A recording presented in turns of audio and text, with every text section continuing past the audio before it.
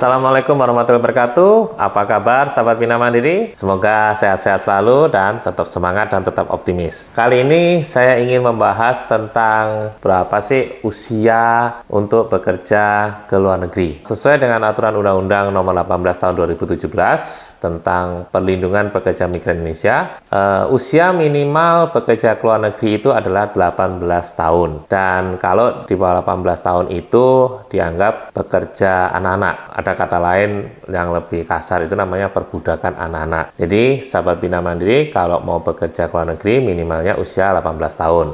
Apakah rata-rata bisa diterima usia 18 tahun? Saya bisa bilang 50-50 ya, karena 18 tahun itu kan artinya Anda baru keluar fresh dari sekolah. Karena lulusan SMA itu rata-rata usia 18 tahun. Sebagian besar perusahaan, terutama di luar negeri, mungkin merasa usia 18 tahun itu belum cukup matang. Karena sekali lagi, Anda ini bekerja ke luar negeri. Jadi kalau misalnya saya mau keluar, tidak seperti di Indonesia, Anda keluar, bisa langsung pulang ke rumah, selesai urusan. Kalau Anda di luar negeri, ketika Anda, mohon maaf, sahabat Bina Mandiri yang usianya 18 tahun atau masih Gen Z, Anda tidak bisa langsung mengatakan, saya mau keluar, saya mau berhenti. Karena Anda tidak bisa pulang ke Indonesia like that. Tidak bisa langsung sekejap mata, saya pulang ke Indonesia, tidak bisa. Banyak prosedur-prosedur dan proses yang harus Anda lakukan. Makanya, saya bisa sampaikan, siapkan dulu mental Anda, matangkan dulu persiapan Anda. Kalau sudah merasa matang, mental siap, keluarga siap, baru Anda kerja ke luar negeri. Ini khusus untuk yang masih muda-muda ya. Dan rata-rata memang usia yang diminta itu rata-rata 21 tahun. Karena dianggap sudah selesai sekolah 18 tahun, 3 tahun Anda ditempa oleh kehidupan, dianggap sudah matang, dan biasanya rata-rata yang diminta itu usia 21 tahun ke atas. Tapi tidak menutup kemungkinan 18 tahun pun bisa. Sekali lagi, siapkan dulu mentalnya. Mental ini paling penting. Karena Anda jauh dari keluarga dan tidak bisa serta-merta bilang saya mau berhenti, saya mau pulang. Nah, kemudian dengan bertambahnya usia, itu ada namanya golden age, usia-usia keemasan. Usia-usia keemasan ini cut off-nya adalah usia 30 tahun. Ketika Anda usianya masih di bawah 30 tahun, itu kebanyakan, tidak semua sih, tapi pada umumnya itu tidak menanyakan pengalaman. Intinya Anda bisa bekerja di sektor unskill atau yang tanpa pengalaman ketika usianya di bawah 30, cut off-nya 30. Itulah dianggap golden age. Nah, kenapa kok 30 itu patokannya? Karena diasumsi di bawah 30 tahun itu Anda masih muda, masih wajah belum keriput ya, hopefully, masih cantik-cantik dan ganteng-ganteng, dan physically, secara fisik Anda masih kuat, serta otak masih fresh. Karena 18 tahun itu rata-rata usia lulus sekolah, kemudian 22, 23 itu rata-rata usia lulus kuliah atau S1. Jadi diharapkan masihlah otaknya fresh untuk belajar lagi, fisiknya masih kuat untuk misalnya bekerja yang membutuhkan physical effort atau butuh ototnya, dan penampilan juga masih menarik ya. Makanya kenapa kalau Anda tahu visa working holiday visanya Australia, syaratnya adalah usia harus sebelum 30 tahun harus sudah punya visa. Ya dianggap tadi Anda masih young, masih muda, masih kuat. Nah, selepas usia 30 tahun, rekruter seperti saya akan menanyakan, Anda itu pengalamannya berapa tahun? Ya, apa pengalaman Anda? Itu yang akan ditanyakan. Kenapa? Sekali lagi, kan sudah lewat sekolah nih. Sekolah 18 tahun, kuliah 22 tahun, 31 tahun, 32 tahun akan ditanya, pengalamannya apa? Apa yang kamu lakukan setelah lulus kuliah 22 tahun sampai usia 32, 10 tahun? What do you do? Apa yang Anda lakukan? Ya, makanya setelah usia 30 tahun pertanyaannya, pengalamanmu apa? Jadi kalau misalnya, maaf sekali lagi sahabat Bina Mandiri, Anda mencari lowongan unskill untuk usia di atas 30 tahun, mungkin agak berat. karena saingan Anda adalah usia yang di bawah 30 tahun. Dengan berjalannya waktu lagi, sampailah di usia 45 tahun. Nah, usia 45 tahun ini usia-usia mulai kritis. Dan dianggap usia 40 tahun ini Anda harusnya sudah matang dari sisi profesi. Nah, ketika usia 45 tahun akan ditanya, apakah Anda sudah sampai di level supervisor atau level manajerial? Karena pengalaman bekerja Anda akan dihitung mulai Anda sekolah selesai atau universitas selesai. Jadi kalau misalnya nih kita ambil 22 tahun Anda selepas S1 ke usia 45 itu kan 23 tahun. Apa yang Anda lakukan? Karir apa yang bisa kamu capai? Karena harusnya orang, maaf ya, tidak semua memang, tapi dari asumsi recruiter seperti saya, dari usia 22 tahun sampai 45 tahun itu adalah jenjang karir, penelitian karir. Sehingga sampai 45 tahun itu harusnya ketika Anda melamar, level Anda harus sudah fasih menguasai atau masternya. Jadi kalau welder itu sudah di 6G dengan FCAW atau SMAW seperti itu. Jadi sudah benar-benar pakarnya. Atau mungkin kalau misalnya Anda di hotel itu levelnya sudah sous-chef atau minimal CDP lah. CDP sous-chef, jadi sudah level tinggi. Atau kalau misalnya F&B attendant itu sudah level supervisor atau mungkin manager kalau 45 tahun ya. Nah, kemudian berikutnya pertanyaan 45 tahun itu juga health issue, kondisi kesehatan. Apakah Anda sehat? Apakah kondisi kolesterolnya nggak tinggi, gula darahnya nggak tinggi? Begitu terus pertanyaannya sampai usia 50 tahun. 50 tahun ini cut off untuk level technician, level blue collar. Jadi kalau sahabat Bina Mandiri mau bekerja ke luar negeri dan level Anda masih blue collar, itu sudah tidak bisa. Kenapa sih orang mencari pekerja Indonesia? Karena rata-rata negara penempatan itu over age atau sudah menua. Kondisinya mereka banyak orang tua-tua, tidak ada orang muda. Jadi, kalau misalnya sahabat Bina Mandiri usianya sudah di atas 50 tahun, lah kan nggak ada bedanya sama penduduk asli negara penempatannya, misalnya di Kroasia, mau di Slovakia, atau mereka juga punya banyak untuk itu. Ngapain jauh-jauh ngambil Indonesia? Gampangannya begitu ya, kasarnya begitu. Jadi mereka akan mencari sahabat Bina Mandiri yang masih muda-muda, masih kuat-kuat, masih cantik-cantik, dan punya skill.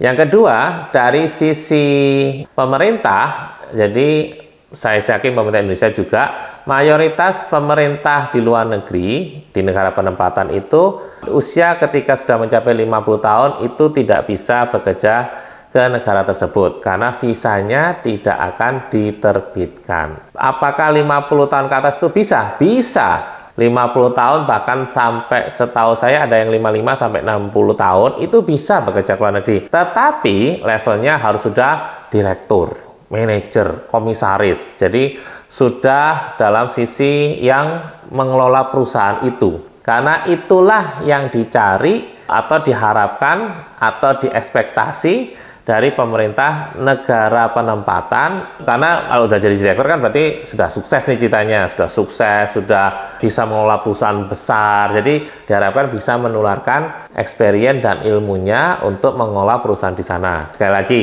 cut off 50 tahun, sahabat Bina Mandiri yang mau bekerja sebagai level blue collar, teknisi, operator, F&B attendant, housekeeping attendant, atau level-level seperti itu, walaupun ini seringkali nggak usah sahabat Bina Mandiri, teman saya sendiri, teman kuliah saya kemarin barusan reuni, minta aku dong carikan pekerjaan ke luar negeri. Nah sudah 49 nih, jelang 50 tahun jelita, susah. Sekali lagi, umur 50 tahun harus sudah punya visa untuk level-level yang blue collar. Tapi kalau teman saya itu direktur, misalnya bank pemerintah, direktur operasional atau direktur keuangan, atau mungkin kalau misalnya di tambang itu levelnya team leader, atau mungkin levelnya sudah managing director atau mungkin VP, itu bisa. Karena dianggap sudah pengalaman yang tinggi, punya kompetensi mengelola suatu perusahaan. Itu yang dicari ketika di atas 50 tahun. Lalu solusinya apa? Kalau saya sudah tidak bisa lagi diharapkan atau tidak memungkinkan lagi saya bekerja ke luar negeri, bagaimana? Solusinya adalah siapkan generasi Anda. Siapkan putra-putri Anda untuk bekerja ke luar negeri. Itu adalah solusi terbaik. Karena mohon maaf sekali lagi sahabat Bina Mandiri, walaupun Anda merasa pengalaman saya panjang, saya sudah sebagai welder yang cukup pengalaman, sudah 25 tahun pengalaman, mohon maaf itu peraturan dari negara sana yang mengatur hal tersebut. Jadi solusinya sekali lagi yang saya sampaikan adalah siapkan generasi Anda. Putra-putri Anda siapkan untuk bekerja ke luar negeri. Saya yakin, mohon maaf kalau normal ya, normal usia menikah itu kan antara 23, 25, ya maksimal 30 lah. Normal, saya bilang normal, nggak telat nikah ceritanya ya. Berarti pada usia Anda 50 tahun, anak pertama Anda harapannya adalah di atas 20 atau minimal 20 lah.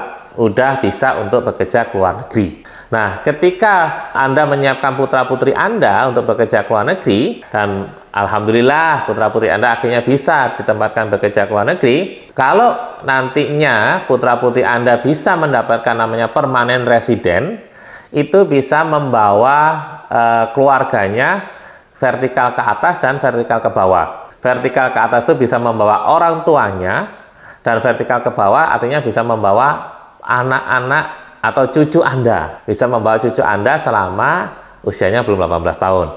Jadi kalau misalnya Anda mau menetap di luar negeri, mendapatkan fasilitas benefit seperti warga luar negeri, maaf, banyak fasilitas itu dicari ya, tidak dipungkiri banyak. Kenapa?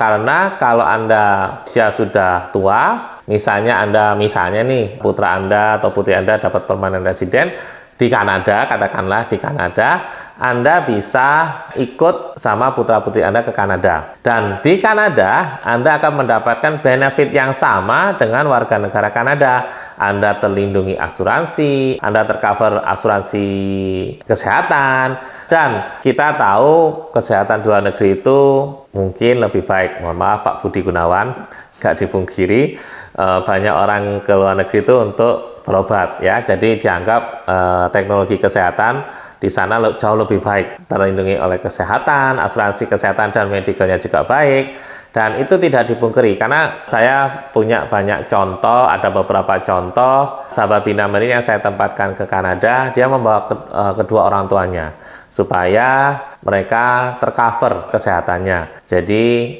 tidak perlu bayar mahal, mereka bisa kumpul sama putra-putrinya di Kanada, dan putra-putrinya tentu bisa membantu living cost-nya juga, seperti itu.